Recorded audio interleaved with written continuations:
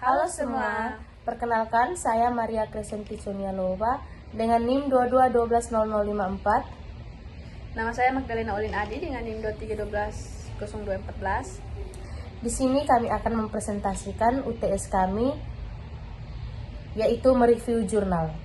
Jurnal pertama dengan judul Pemrosesan Sinyal Terdistribusi untuk Sistem Antena Skala Ekstrim, Tinjauan Terkini dan Arah Masa Depan. Penulisnya Eri G. Larson, tahun 2025.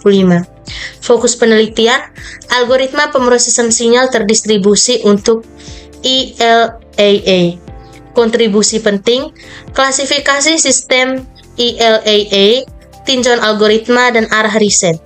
Kelebihannya, komprehensif, relevan, ditulis oleh ahli. Kelemahannya, minim validasi praktis, serta kompleks secara teknis. Relevansi, sangat erat dengan pemrosesan data terdistribusi. Jurnal yang kedua, sebuah survei tentang sistem analitik Big Data IoT, saat ini dan masa depan. Penulisnya, Yuya Sasaki, tahun 2022. Kontribusi penting, klasifikasi sistem batch versi stream, identifikasi tantangan. Fokus penelitian, sistem analitik data besar untuk IoT. Kelebihannya, komprehensif, relevan, dan arah riset yang jelas. Kelemahan, minim validasi praktis, belum menyentuh aplikasi spesifik. Relevansi, sangat erat dengan pemrosesan data terdistribusi. Jurnal yang ketiga, pemrosesan citra waktu nyata terdistribusi dari SAR, terbang formasi berbasis GPU tertanam.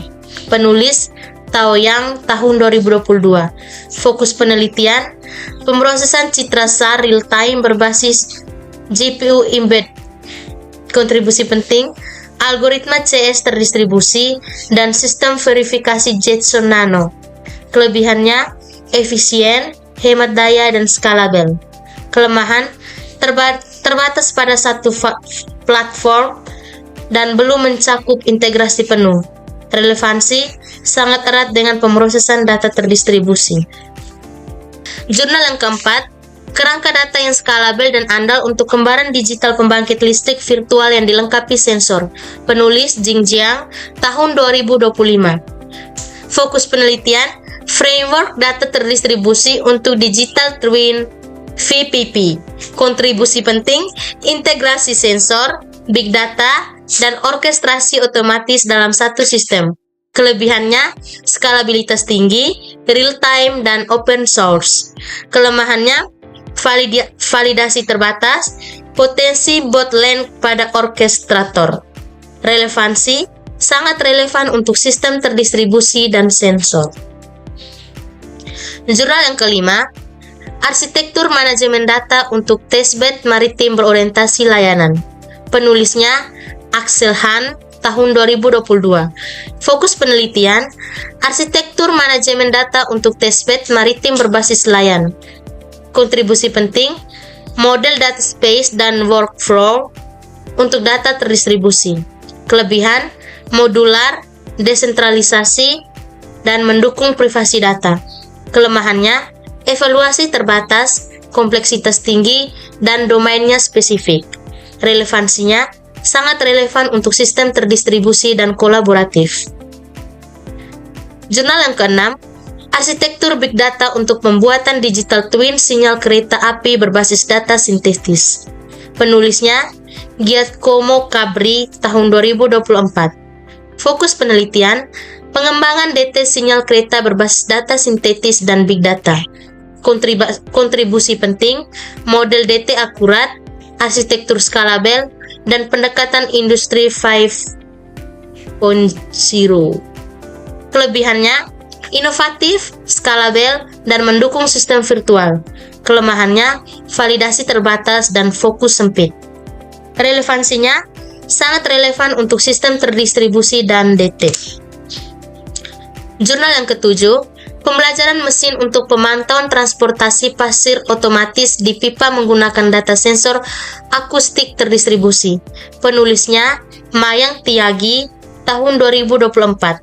Fokus penelitian, pemantauan pasir dalam pipa menggunakan AS, dan ML. Kontribusi penting, sistem real-time berbasis DIS dan ML dengan akurasi tinggi. Kelemahan, belum diuji di lapangan dan detail teknis terbatas. Relevansi, sangat relevan untuk pemrosesan data sensor terdistribusi. Jurnal ke-8, survei tentang metode pengindeksan data besar spasial temporal di lingkungan terdistribusi. Penulis Yao Guan, tahun 2022.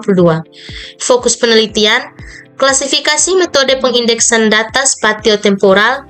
Kontribusi penting, survei metode indexing 2010-2020 dan tantangan masa depan. Kelebihannya, komprehensif, terstruktur, relevan, dan teknologi terkini. Kelemahannya, tidak ada eksperimen langsung, cakupan hingga 2020. Relevansinya sangat relevan untuk data spesial dan temporal. Baik, jurnal ke-9 yaitu algoritma pembelajaran federasi untuk memproses dan mengamankan data heterogen terdistribusi di metaverse. Penulis Ghulam Muhammad pada tahun 2024. Fokus penelitian yaitu algoritma federated learning untuk data metaverse. Kontribusi penting, ada 3 modul. Yang pertama privasi, kedua koreksi bias, yang ketiga ada agregasi berbobot performa.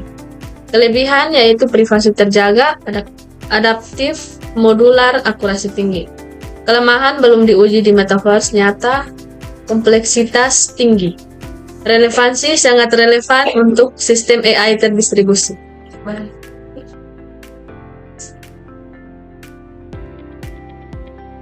Yang berikut ada jurnal deteksi dan mitigasi serangan penyisapan data palsu menggunakan pengamat berbasis non-layer autoaggressive exogenous input dalam kontrol terdistribusi untuk microgrid DC. Dengan penulis Mohtarik pada tahun 2024. Fokus penelitian yaitu deteksi dan mitigasi serangan data palsu menggunakan NARS Observer. Kontribusi penting, deteksi real time, mitigasi serangan, validasi simulasi, dan real time.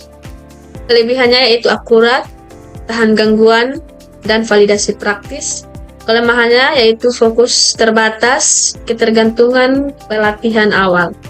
Relevansi yaitu sangat relevan untuk keamanan sistem terdistribusi. Berikut jurnal ke-11 yaitu ada kompresi dan dekompresi JPEG terdistribusi untuk data gambar besar menggunakan paradigma MapReduce. Dengan penulis Haroim Kumar pada tahun 2022. Fokus penelitiannya yaitu kompresi dan dekompresi JPEG dalam sistem MapReduce. Kontribusi penting yaitu evaluasi performa kompresi JPEG pada big image data.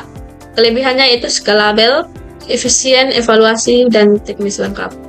Kelemahannya yaitu terbatas pada JPEG dan belum diuji di cloud. Relevansinya itu sangat relevan untuk pemrosesan big data gambar. Jurnal ke-12 ada arsitektur terdistribusi dan andal untuk jaringan IoT. Dengan penulis yaitu Locha Valero pada tahun 2024. Dengan fokus penelitian yaitu arsitektur IoT berbasis DLT untuk komunikasi perangkat. Dan kontribusi penting yaitu arsitektur ringan dan andal, validasi fisik dan virtual. Kelebihannya itu scalable, aman, fleksibel untuk IoT. Kelemahan tidak cocok real time dan integrasi kompleks. Relevansinya yaitu sangat relevan untuk sistem IoT terdistribusi. Jurnal ke-13 yaitu algoritma pelindung privasi untuk sistem cyber fisik microgrid edge terhadap serangan VDI. Dengan penulis Jun Yang dan Yu Sheng pada tahun 2023. Fokus penelitiannya itu algoritma privasi untuk melindungi asli microgrid dan dari VDI. Kontribusi pentingnya yaitu kombinasi paralel, cryptosystem, dan kontrol kooperatif. Kelebihannya itu aman, efisien, dan validasi realistis. Kelemahannya terbatas pada AC microgrid, kompleksitas inskripsi. Relevansi sangat relevan untuk keamanan energi terdistribusi. Yang berikut ada kerangka pembelajaran non-koneksi mendalam untuk pemanggilan data industri. Ditulis oleh Nakamura et al. Pada tahun 2024 dengan fokus penelitian yaitu pemodelan data industri dengan SKPCR.